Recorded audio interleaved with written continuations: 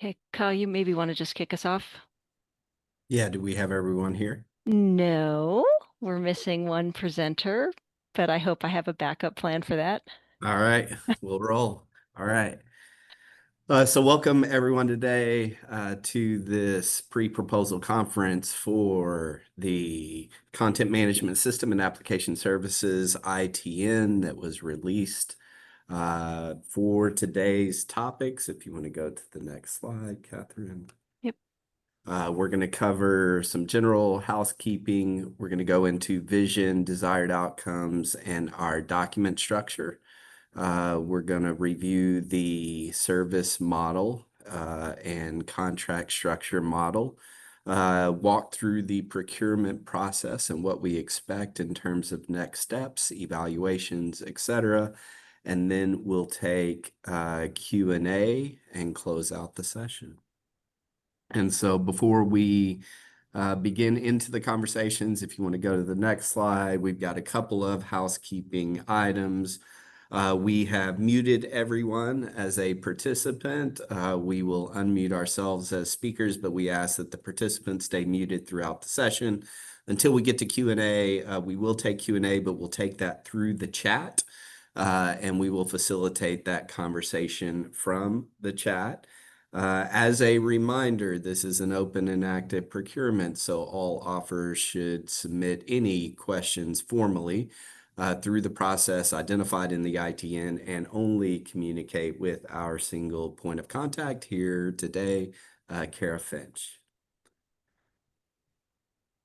Okay.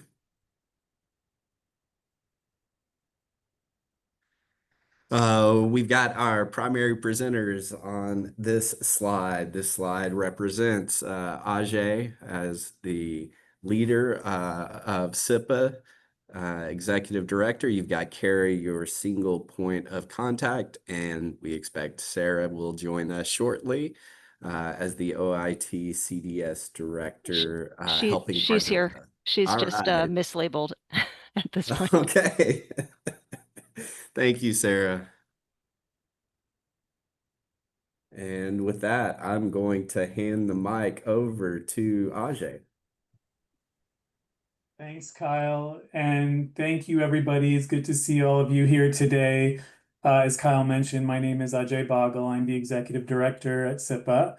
I intentionally have the shortest part of this presentation, and I promise I'll keep it that way. And very, very briefly, who are we? SIPA is a self-funded entity that serves residents by connecting them to technology services, and we serve government so they can focus on their core missions. As of this year, as of mid this year, we serve over 1,100 governments. And we classify governments in this box here. SIPA serves all of Colorado, state and local governments, special districts, K through 12s, public colleges and universities. All of them roll into our local government network. So we are a very broad serving organization with a lot of responsibility. So in that responsibility, we continue to be a self-funded entity. We take no money from the General Assembly, and that allows us to do things like this today. We have some more flexibility, and we're excited about this work, particularly because we've developed this ITN in a way that really brings out some of the best of our customers' thinking. That's always who we have in mind when we're weighing their different solutions and options. So this is an important piece of work. It's something that I think can be built upon itself. And we're really looking forward to working with all of you in the effort, this ITN effort. Specifically, though, this team, just so everybody is aware, is extremely familiar with the ITN process. We've gone through this before. We enjoy it specifically because it's an iterative process and really nice for technology procurement. I think that one of the real benefits of this is you get to ask questions, and so do we. And in our experience, that pretty much puts everyone ultimately in the right place. So thanks to our team, the SIPA team that's here and present, our amazing partners at Symbio, led by Kyle in this effort. We've worked with them for the last several years, and they're extremely good at what they do. So please ask questions, listen, and follow the process. And we're also I'm really glad that Sarah joined from Colorado Digital Services. She has some amazing perspective on what the state is seeking from this effort, and she'll also be able to provide you with great guidance on our collective vision and desired outcomes. So that is the brief presentation I have. Back to you, Kyle. Thank you, Ajay, and we'll move forward to Kara. All right, thank you. Again, I'm Kara Finch, the contract manager and your single point of contact for the ITN, the contract manager for SIPA, I should say. So I'll just give a quick disclaimer that the written specifications of the ITN, including any addendums that may be issued, are the official documents.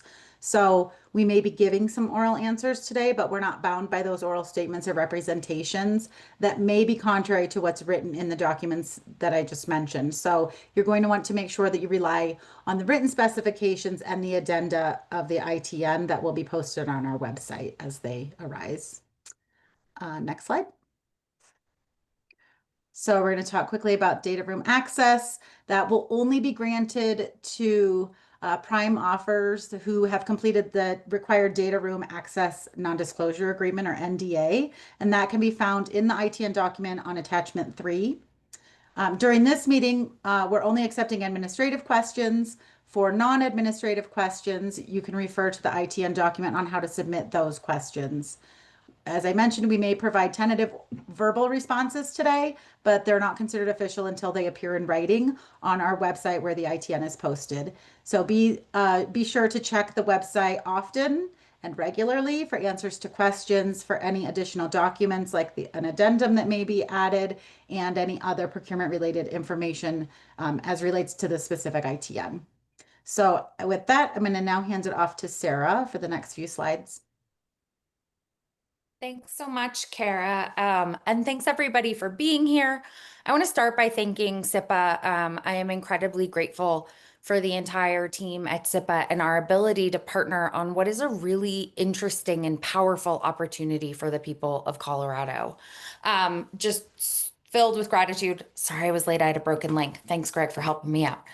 I wanted to share a little bit from the lens of the Colorado Digital Service and from folks at the state.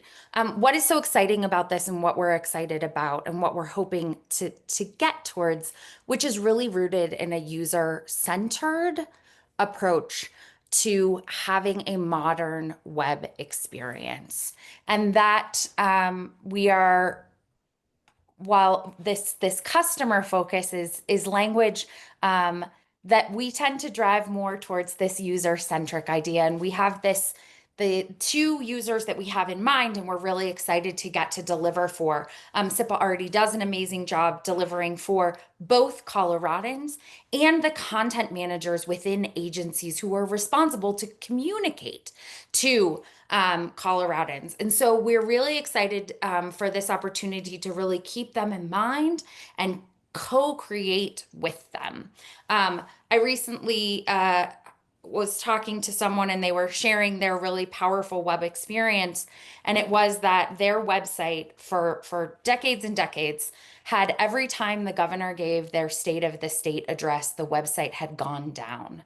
And they ended up getting a new vendor, and that new vendor said, okay, we're going to make it so this time it doesn't go down.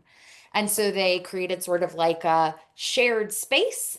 They came together, they did some infrastructure hardening, they did a bunch of user discovery, they did a bunch of research, and they created a system by which, for the first time in decades, the governor gave his state of the state address and the website didn't go down. And not only did it not go down, it conveyed the information that the people in the public who were the recipients of that state of the state address could take action on. So I think a lot about that story is what we're looking for, is somebody to sort of get in the boat with us, to ride along with us, ride along together in the boat, really, that SIPA has created. Thank you. But to be partners, and it be a really different experience of partnership, transparency, service innovation. And when we look at service innovation, I want to take just a minute to talk about some of those things we're really hoping to see And those are those things that we see in modern consumer-facing web experiences in the private sector. So the ability to A/B test, analytics, product analytics and user analytics from the start, lots of flexibility, lots of modern practices. And then again, this idea of a content management system that can deliver Legos for those people who are mature enough to build their own vision, but that can deliver a structured, templated experience for those who need a little bit of more support. So these are some of the flexibilities we're hoping to get towards. But I would say that centered focus, which is user-centered, starting with the users, building for the users, and keeping the users in mind, is what we're most excited about. And thank you for having me, and thank you for letting me share this with you. Thank you, Sarah. So what we're going to do next, we're going to talk a little bit about the operating and service model. What you see are these 4 columns. I'm going to leave the 4th column to John Crawford, who is going to walk you through the business model here shortly.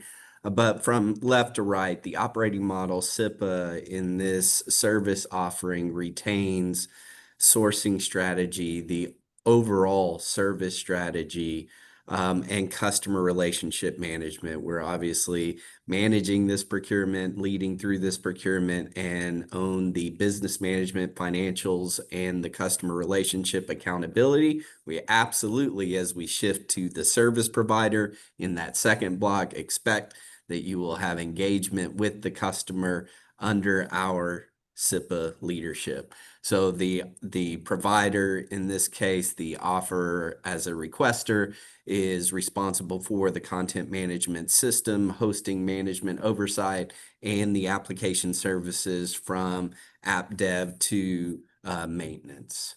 We do have a standard performance model, managed services type performance model, where you will see in Exhibit 3 the service levels that we expect the service provider to attain as delivering the services.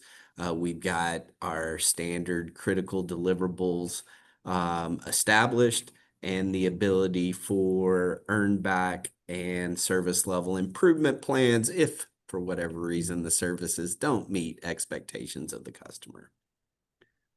And I'm going to hand to John, who's going to walk us through Yes. the business model.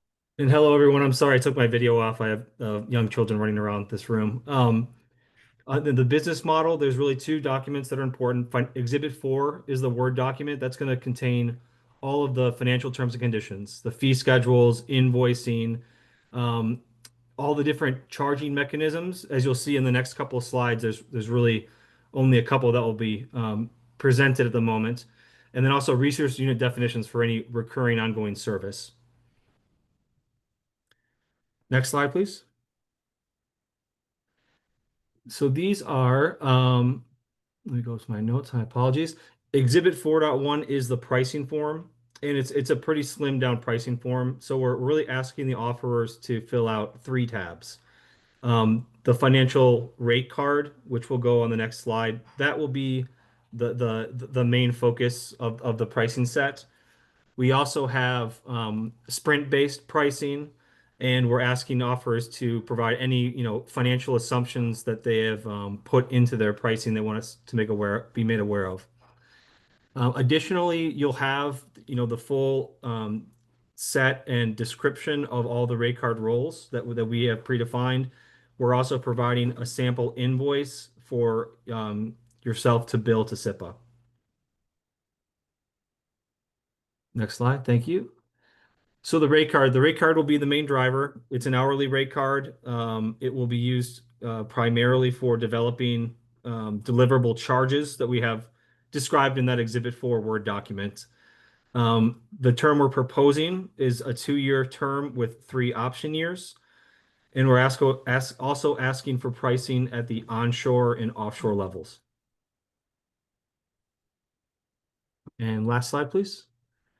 Oh, go back one. Thank you.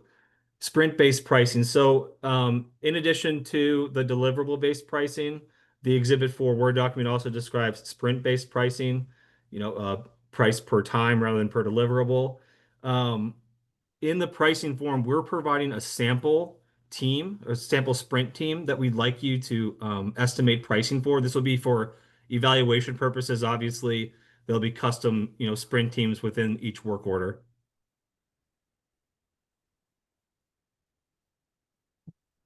All right. Thank you, John. So we'll go back to Kara, who's going to talk to us about the procurement process. All right, great. So the procurement process. So first, no offers or their representatives should attempt to discuss or contact to contact or discuss the contents of the ITN with anyone at SIPA. So that includes our employees, our contractors, any representative of SIPA or the SIPA Board of Directors. All of that communication should come through the point of contact, yours truly. This restriction will be strictly enforced, and failure to comply may result in a disqualification of any related response. Next slide. So the ITN schedule is as follows. Today, obviously, is the pre-proposal conference. We have documents that are being placed in the data room, and that data room will be made available to any prime offer within 2 to 3 business days of us receiving your completed NDA. All ITN questions must be submitted by 3 p.m. local time. Local time for us is Denver, Colorado, on October 3rd, 2025. We will provide responses to all questions in the form of an addendum, which will be available on our website. And your final responses or proposals are due, again, 3 p.m. local time, so Denver, Colorado time, on the 31st of October. We will spend the month of November evaluating and asking for any requests for needed clarification and amended responses throughout the month of November. And then we intend to perform due diligence and final negotiations in December of 2025. So this December. I'll go ahead and turn it over to Kyle quickly. Thank you, Kara. All right, so we know that you guys have all read every bit of the documents that we released already, so why should we even review this? But as you go back and read it a second or third time, we thought we would give you context to the structure of the document. So kind of left-hand side, the ITN itself. The ITN has instructions in terms of how to take exceptions, the offer information, the general scope and background of the project, the vision and desired outcomes as we've established, how we will go about evaluating and walking through the process. We're going to talk you through that in some slides here going forward, but it's got the details behind what we're going to cover today. And ultimately, we give you a little cheat sheet for how to respond and make sure you get all of the documents back in the response. Shifting over to the left or to the right-hand side, the overall agreement is governed by an MSA, a Master Services Agreement, with a couple of attachments in terms of terms and conditions and source code escrow, those kinds of things. Underneath that, the operating model, which we discussed earlier, with an SMM, that would be the Services Management Manual for how the services will be delivered procedurally. To the right in the service model, the actual statement of work. So you'll see 2 documents in Exhibit 2. That would be the statement of work. That is the requirements that we're seeking from the offers responding. And the solution document, which is your narrative description of how you will go about meeting the requirements in the statement of work. Right of that, Exhibit 3, which is performance. We talked about this just a bit ago, but that consists of the performance model, terms and definitions for how we measure service levels, deliverables, acceptance criteria, etc. And then Exhibit 3.1, which is a matrix of the service levels for delivery, the deliverables that we expect ongoing, reports that we expect to come as part of the services, and then Exhibit 3.2, which is a narrative description in more detail of the service levels established in 3.1. To the right, I won't bother with that because you just heard it, but that is the business model. That is how the pricing will be structured. to the customer through this ITN. Next slide. Again, what we said, we on the right-hand side, if you will make sure you look at section 5.1 of the ITN before you submit your response back. That's a little cheat sheet for what you should include in that response. Reminder that those responses should be sent to the email address here in the screen. More importantly, it's in the ITN. That is the only email address that should be included as you submit. No others. We're not copying someone, not even ourselves, to confirm that the email went through, right? So just send it to that email address, and make sure that all documents are submitted in Office 365 native format and not PDF'd. And we will take questions at the very end, so I'll hold the question that just went in the chat.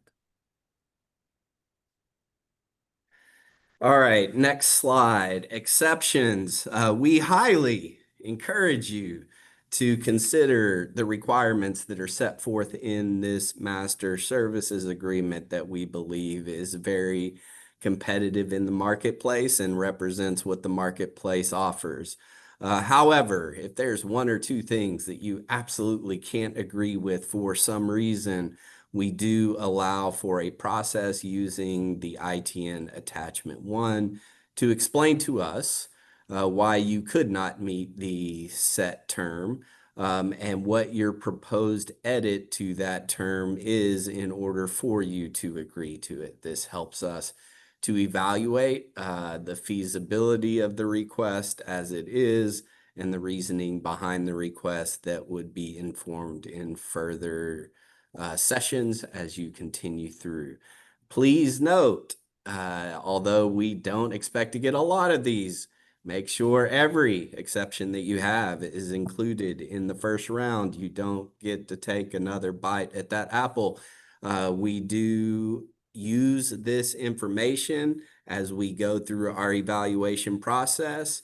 Therefore, our expectation is that the exceptions that you take are the exceptions that you have.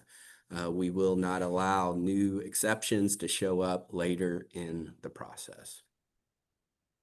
Okay.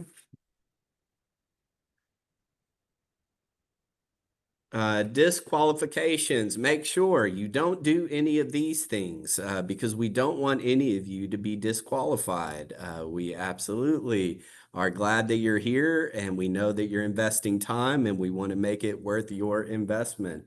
Failure to submit before the due date. It says before the due date, not on the due date, not after the due date and time. We welcome early submissions. We know that you're working on it until the last minute, but please take the opportunity to submit a little bit early so that if something were to happen, you have time to respond. Failure to submit to the single point of contact, who is Kara, and you're going to hear her throughout this. Without copying anyone else, as we stated on the previous slide, this is one single point of contact. Failure to sign the offer information form. This helps us understand who you are and clarification that you received everything that you were supposed to receive, and you're verifying that. Failure to complete the financial information. The financial information is one of our go, no-go evaluation criteria. We need you to respond with the information as it's designated in the ITN.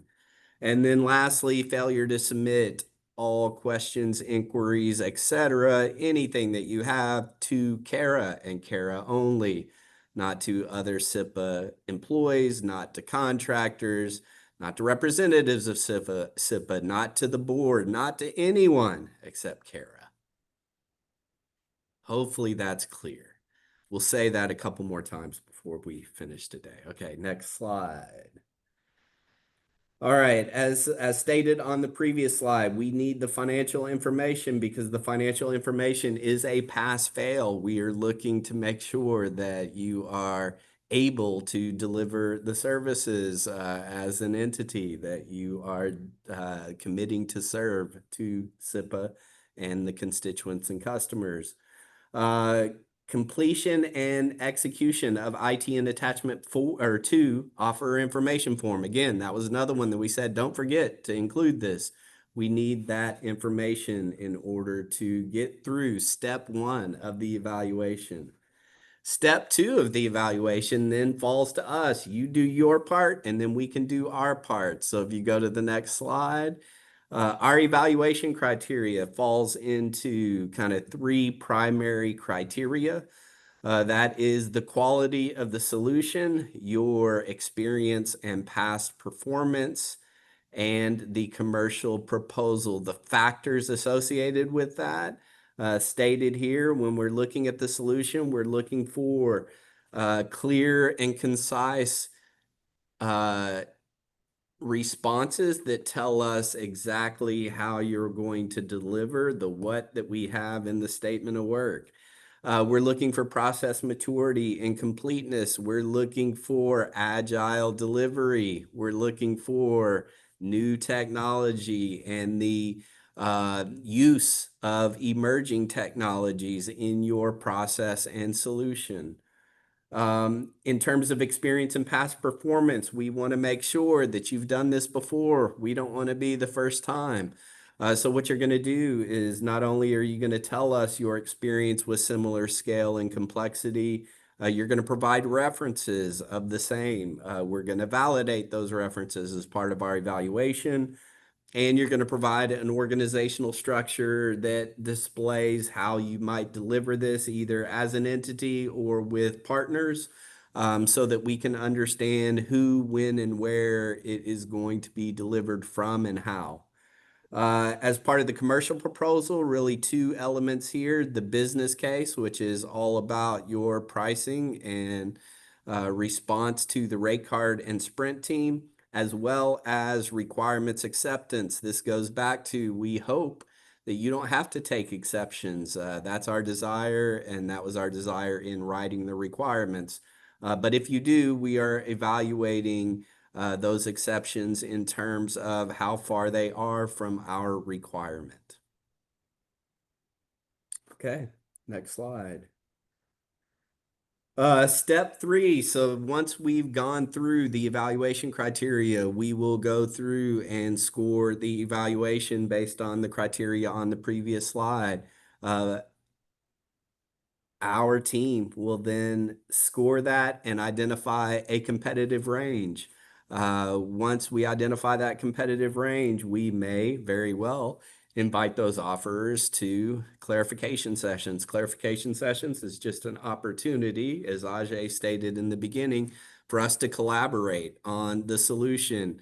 We're going to clarify our requirements, our vision and desired outcomes. You're going to clarify how you decide to deliver that. We're going to have lots of questions that come from our evaluation in reviewing your response documents. Those are the questions that we'll ask and clarify as we go through that process, hoping to clarify what was actually on paper and understand some of the things that may not have been as clearly designated on paper. That process will result in SIPA identifying and writing an amended response back out to the marketplace. So if you go to the next slide. Step 4, revised offer and discussion. So we will go through a revised offer that will be instructed specifically from SIPA to the respondents that were in the competitive range. We will go through the exact same evaluation criteria, but we're evaluating it as we want an agile process in delivering our tools. We are using an agile process in procuring these services. So we expect that based on the clarification sessions, you were more informed, we are more informed, and you can then respond to specific instructions we have. The result of that evaluation will be another competitive range discussion and potential invitations in discussions before we get into step 5, which would be negotiations. Okay. All right, now we hand it back to Kara, and she's going to administer the rest of the session here. All right, I'm going to repeat some things you've already heard because if you just joined, I don't want the excuse that you hadn't heard it previously. So again, today is for administrative questions. If you have questions beyond that, submit them through the process documented in the ITN. Next slide.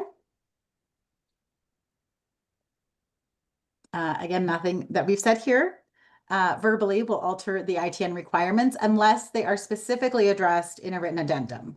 We will post an addendum on our website in the next couple of days that will include today's presentation, the slide deck, the materials that we've discussed, a list of all the attendees, and the document with today's questions and the written responses. Next slide. I'm going to give you a few tips that you've already heard, but I just want to reiterate them for preparing your response. Again, check the SIPA website regularly. That's going to be on the website where you found the registration for today's pre-proposal conference and where you found the ITN documents. That's where we will post any updates to the ITN and any updated documents, including addendums. We are not going to be sending emails to remind potential offers that something's been added, so you just need to make sure that you continuously check that. It's your responsibility to make sure that you have the most up-to-date information. As Kyle said, don't wait till the last minute. We feel like we've given you plenty of time to prepare your response, and we don't want to get an email or a call the day that it's due saying that your internet's down or there's some other reason that you're unable to submit. So early submissions are welcome. Double check your responses to make sure that you've included all of the required materials in your response. Be sure to provide pricing for anything that is solution. Options that do not contain a price must be clearly indicated in your response. Make sure your legal and business teams work together when you are going through the exceptions. Again, we want those exceptions when you submit your proposal. Also, I'll just say that exceptions are not automatically agreed to. That's what you're proposing as an exception, and we will review those and discuss them with internally and with any finalists. What we don't want is to see a response come in that's taken none or few exceptions, and then find out later that the legal team hadn't reviewed it and hasn't a bunch of additional exceptions. We're not going to accept anything that is submitted after that initial one. So they're due at the time that you submit your proposal. Lastly, read through your document one last time before submitting it. I know that seems silly to say, but we have all received proposals where it might be a brilliant proposal and then we're referred to as the state of Wisconsin or something throughout. So just make sure that you read it thoroughly. Small details matter just as much as the big ones. Next slide. I believe this is the last slide. Again, all communications of any kind, whether it's questions, emails, inquiries, anything should come through me, your point of contact, through the procurement@cosipa.gov email address. So I'll be checking that daily throughout the day leading up through this entire process. You don't need to email my personal SIPA email account. We want everything coming through the procurement@cosipa.gov. The deadline for questions is next Friday by 3 o'clock Denver time. Answers to the questions that you've heard today are not final until they're posted on our website, which we will do in the next few days. Again, it's your responsibility to stay up to date with any addendums, notices, communications, or any other postings to the ITN website. And lastly, we want to see your responses again no later than October 31st at 3 p.m. But feel free to send those in before then. You can call me. My phone number is there, 270-208-0179 for those who may not be seeing the slides. And you can email me at procurement@cosipa.gov. All right, so questions. Our first question on the rate card. The question is, if there are roles that don't fit the rate card, are offers permitted to indicate roles? And this is John Crawford again, everyone. Absolutely. We do have a note, I believe, in the pricing form that says that additional, resource categories may be added during the procurement process.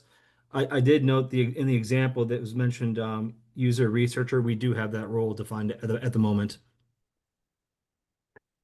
Are you looking for services only or platform license pricing? And I think we're going to take this twofold. We're going to take this in terms of pricing, which John can answer, and then I'm going to take it in terms of the overall service offering after that. So, John?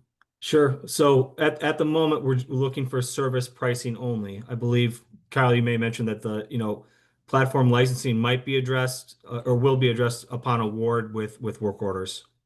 That's right. So this ITN is meant for purpose of awarding a contract in order to design, develop the future state content management and web applications that would come in the form of work orders after this contract is awarded. What we desire is a partner that can not only deliver in terms of development, but help us with our customers design the outcome. And so our desire is to award this contract and then execute work orders as a function of this contract using the rate card to deliver the services in the statement of work. Are evaluation criteria equally weighted? They are not equally weighted. We also do not divulge our evaluation criteria percentages. They are weighted based on the desired outcomes and the vision of the evaluation team and this procurement steering committee. Please advise how the new content management system will integrate with our existing SIPA services. This is a separate and distinct service tower that is being established for this delivery, separate and distinct from the services that are being delivered by SIPA under other contract vehicles. And then follow up. If the sample scrub team, the offer recommended would be structured differently, how would that be indicated? And Kyle, a question for you, Kyle. Are we having a Q&A period prior to bid responses? Yes, we are. I would encourage that question to be asked. That way we could answer all offers at the same time.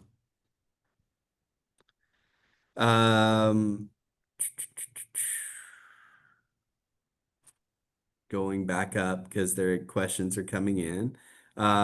Give me a second here. All right. Should we propose a specific content? Yes.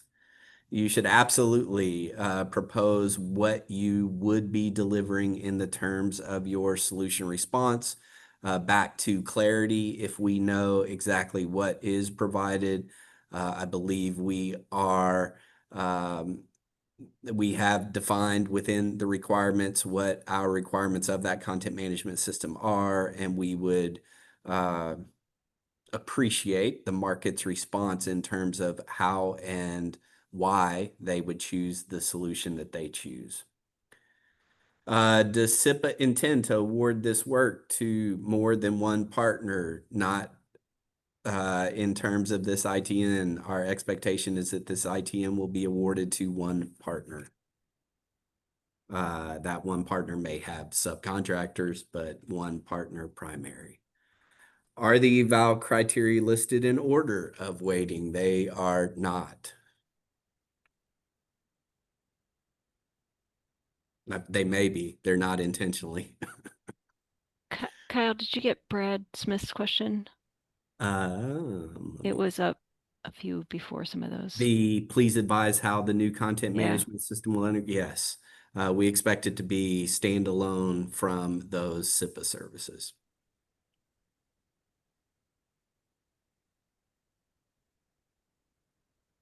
Other questions?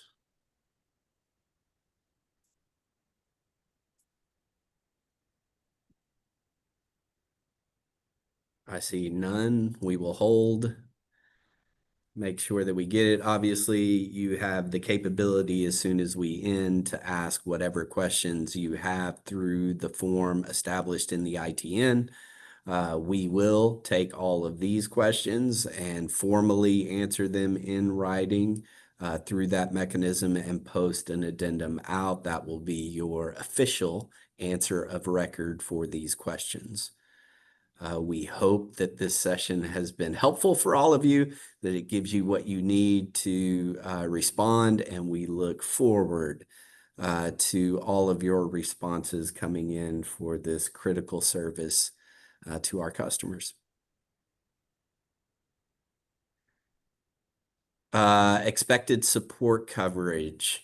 Again, I think what we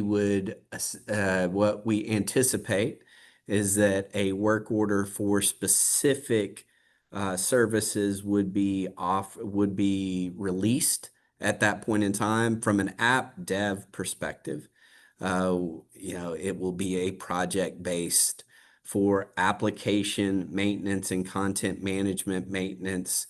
We do expect a level of support to our customers that would be established within that specific work order once we establish that work order and those specific requirements. Because it's a rate card, I don't think the hours of operation are going to affect your response in terms of pricing.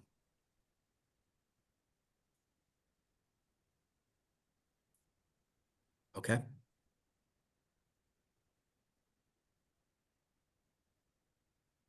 We had one more question. Will we contract the licenses directly or through the service provider? The licenses for the platform, we would expect to purchase that as a service. And not a question, but I just wanted to point out in the chat is the link to the website where all of the information will be found. It's sipa.colorado.gov/procurement.